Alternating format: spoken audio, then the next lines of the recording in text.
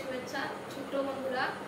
আজ আমরা হলো কিডস 1 and 2 লেকচার 4 আর্টিকেল নিয়ে চলে এসেছি। ইনডিফিনিট আর্টিকেল নিয়ে আজকে শেষ আলোচনা। আমরা আর্টিকেল নিয়ে আবার আলোচনা করছি। আগামী ক্লাসে আমরা ডেফিনিট আর্টিকেল নিয়ে আলোচনা করব। আমরা একটি আর্টিকেলের আলোচনা শেষে আমি একটি প্রশ্ন দিব, তারপরের দিন আমি সলভ দেব। তোমরা দেখবা যে তোমাদের উত্তর কতখানি ঠিক হয়েছে। চলো তাহলে শুরু করা যাক। যে ইনডিফিনিট আর্টিকেল কি, এ ও এন। তার প্রথমে আছে কি আর্টিকেল 3 প্রকার, এ এন দা। ঠিক আছে, 3 প্রকার না 3টি। আর্টিকেল 2 প্রকার, কি ইনডিফিনিট আর্টিকেল আর ডেফিনিট আর্টিকেল। ইনডিফিনিট আর্টিকেল কি, এ ও এন। তাহলে এ ও এন যে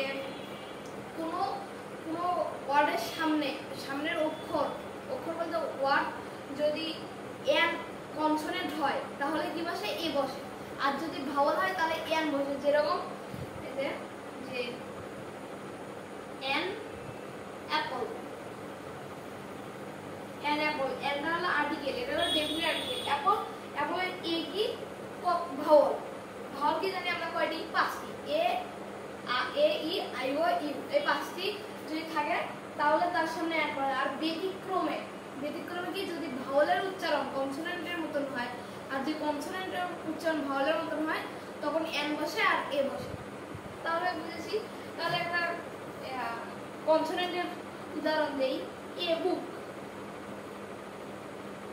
এখানে কিন্তু এটা ইনডিফিনিট আর্টিকেল, এটা এ বুক, একটি বই।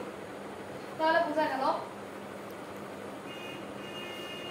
তারপর যে যদি এইচ এর উচ্চারণ যদি হয় এর মতন না হয়ে অ এর মতন হয় তখন কি বসে, এন বসে। যেরকম যে আমি বলে নিয়েছি যে এই ব্যতিক্রমটা, যেরকম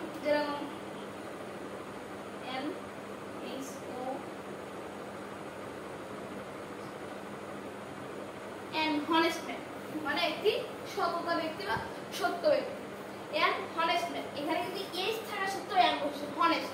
এইচ এর উচ্চারণ হয় এর মতন না হয়ে অ এর মতন হচ্ছে, মানে ভাওয়ালের মতন হচ্ছে। তারপর একটা কি, দাঁড়াও। আর যদি ও দ্বারা গঠিত কোনো ওয়ার্ড হয় তার নিঃসন্দেহে তার সামনে এন বসে, কিন্তু শুধু ওয়ানের ক্ষেত্রে এ বসে। যেরকম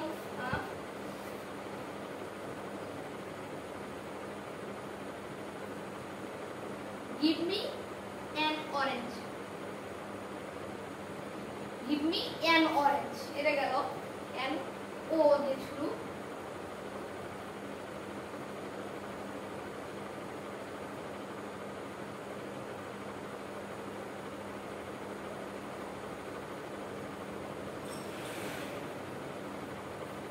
give me a ওয়ানটা প্রথমে কি, give me on an orange।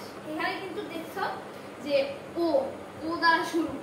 আমরা কি বলেছি, ও দ্বারা শুরু, নিঃসন্দেহে এন বসে, কিন্তু ব্যতিক্রমে শুধু অনের ক্ষেত্রে এ বসে। যেরকম গিভ মি এ ওয়ানটা, মানে 1 টাকা দেওয়া হবে, এগুলোর ক্ষেত্রে।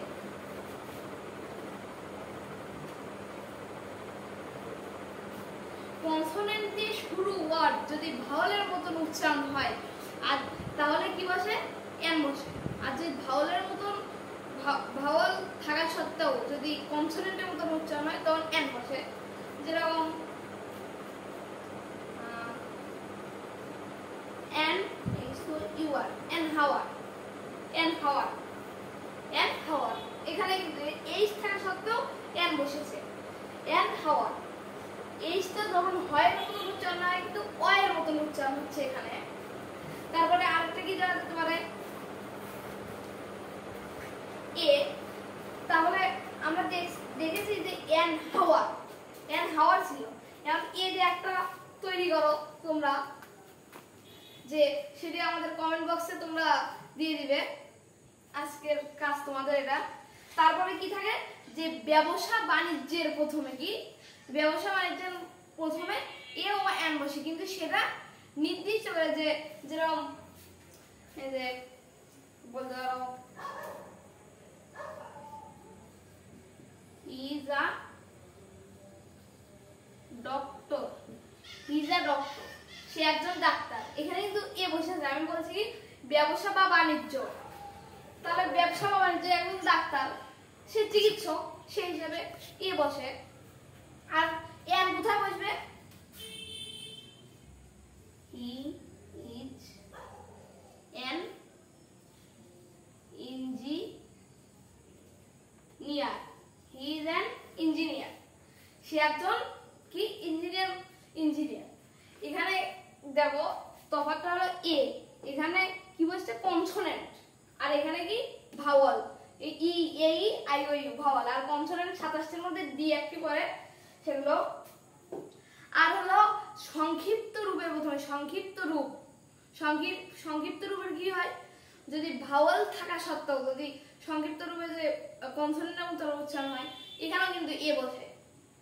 আর যদি ভাওয়াল কনসোনেন্ট থাকা সত্ত্বেও ভাওয়ালের মতো হয়, তখন এম বসে। যেরকম আমরা বলতে পারি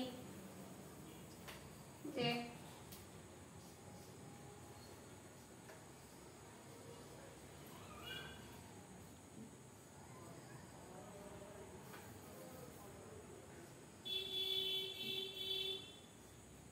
he is a MA, he is a MA, M এর উচ্চারণ কিন্তু যেমন না হয় কি এম এ, মানে এর মতন উচ্চারণ হচ্ছে এখানে, সেই জন্য এম বসেছে।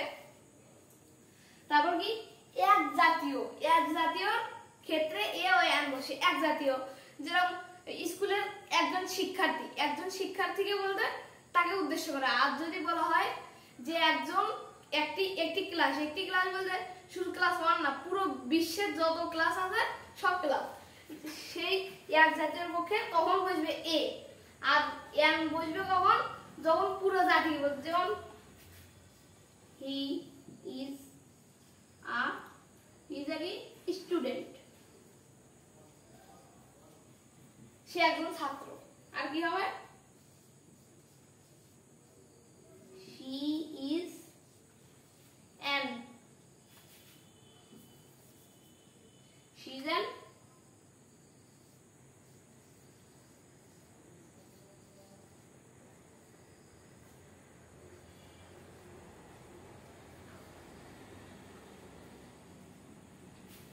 he is a class 1 student, সে একজন শ্রেণী 1 এর শিক্ষার্থী, এখানে এন বসে। আর যখন he is a student, সে একজন ছাত্র।